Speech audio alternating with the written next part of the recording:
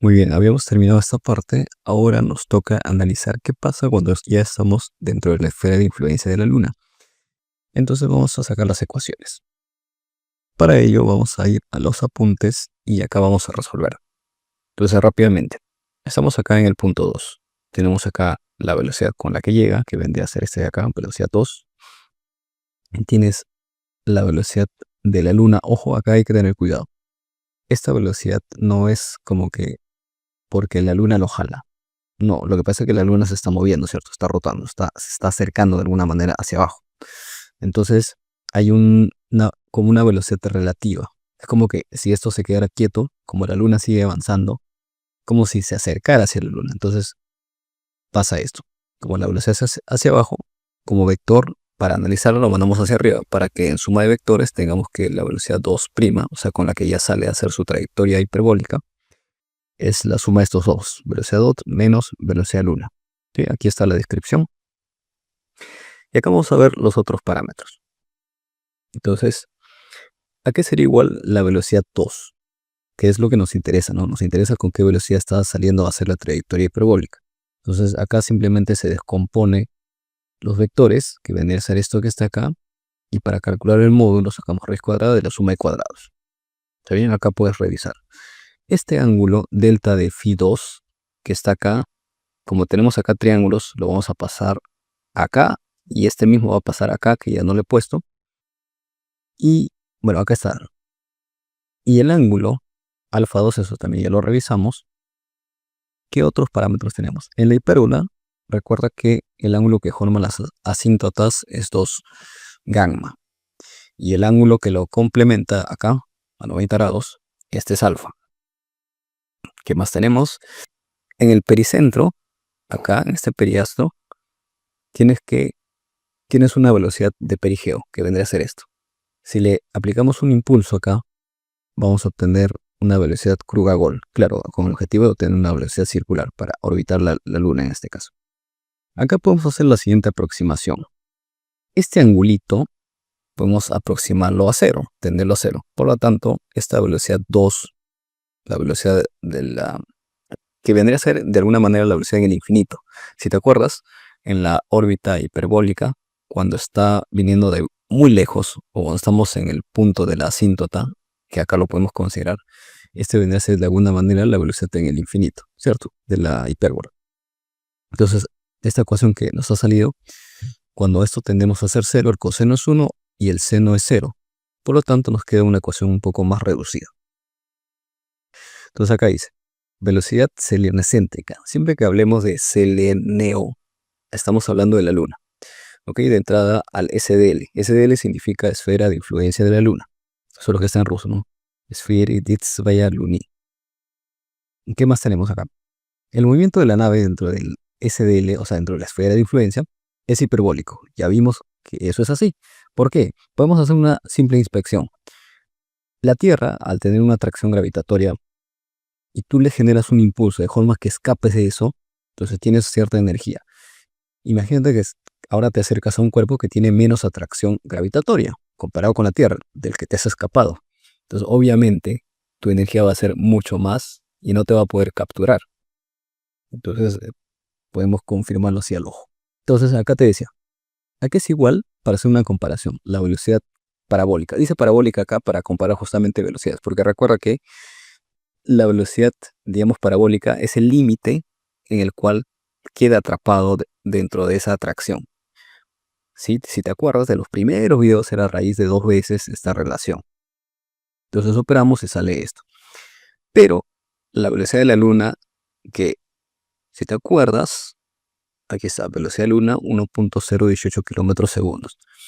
Entonces, aquí está.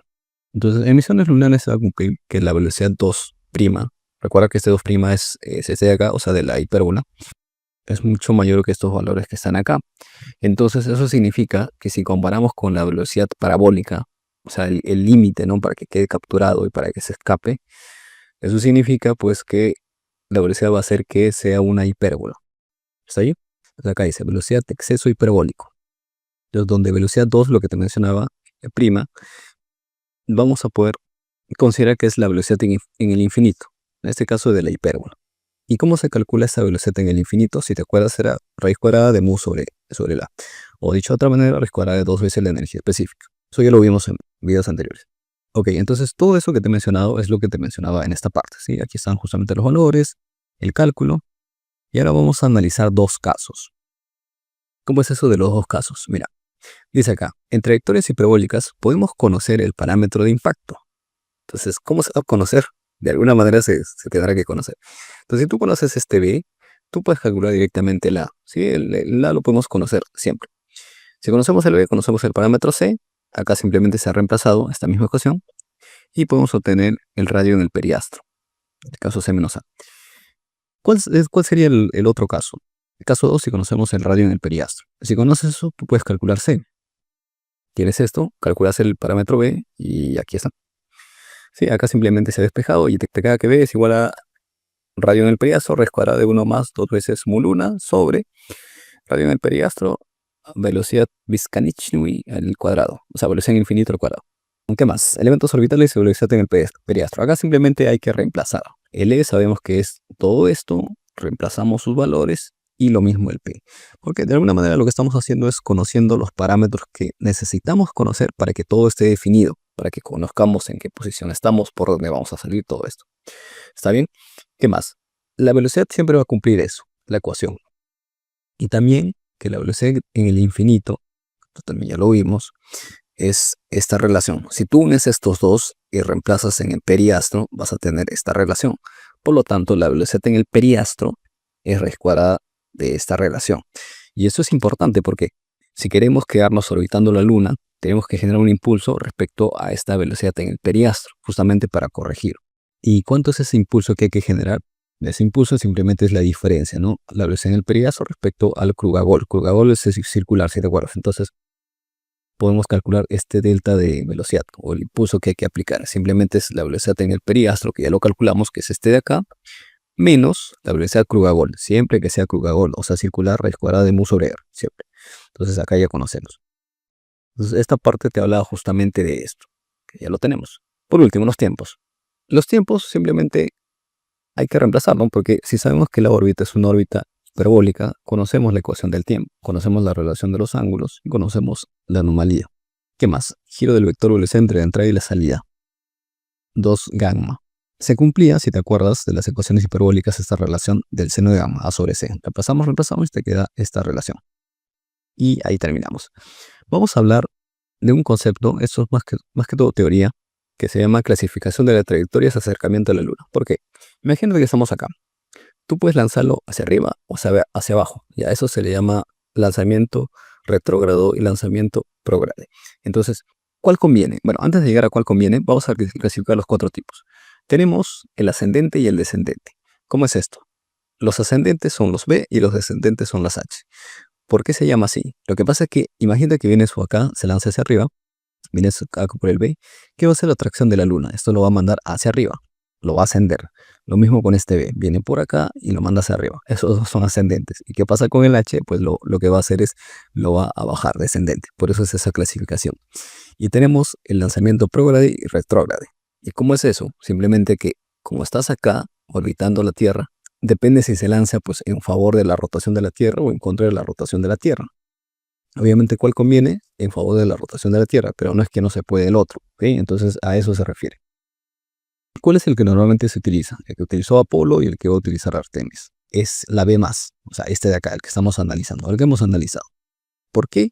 Porque obviamente acá necesitas menos energía y acá una forma segura es justamente lo que hemos analizado, que con la misma dinámica orbital tú puedes hacer que acá, como un infinito, volver a la Tierra de forma segura, o sea, si fallaran los motores o lo que sea. Entonces, este es el preferido. Por último, eso también es concepto.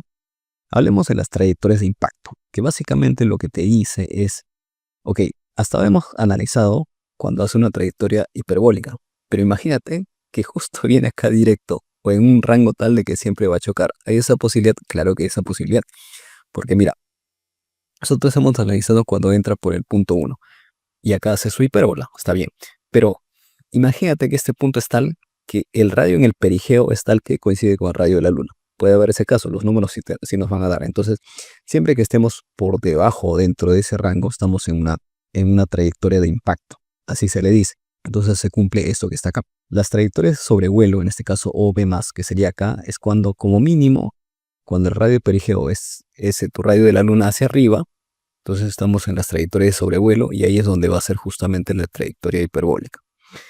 Y las trayectorias de vuelo, que vendría a ser esta zona que está acá, la nave entra a la tracción de la luna, pero digamos, la luna solamente lo desvía ligeramente. ¿Por qué? Porque está en esta zona. Si nosotros lo analizamos, la luna se va alejando, se va entrando y prácticamente lo va a mover un poquito. ¿Okay? Esos son lo que se le llama trayectorias de impacto. Y por último, la trayectoria límite de impacto, lo que te decía, va a ocurrir cuando el radio de la luna coincide con el radio del pericentro de esta órbita hiperbólica. Por lo tanto, si nosotros conocemos el B, que lo vimos hace unos momentitos, era esta fórmula. Digamos, el B límite que tendríamos va a ser justamente este radio lunar por la raíz cuadrada de esta relación.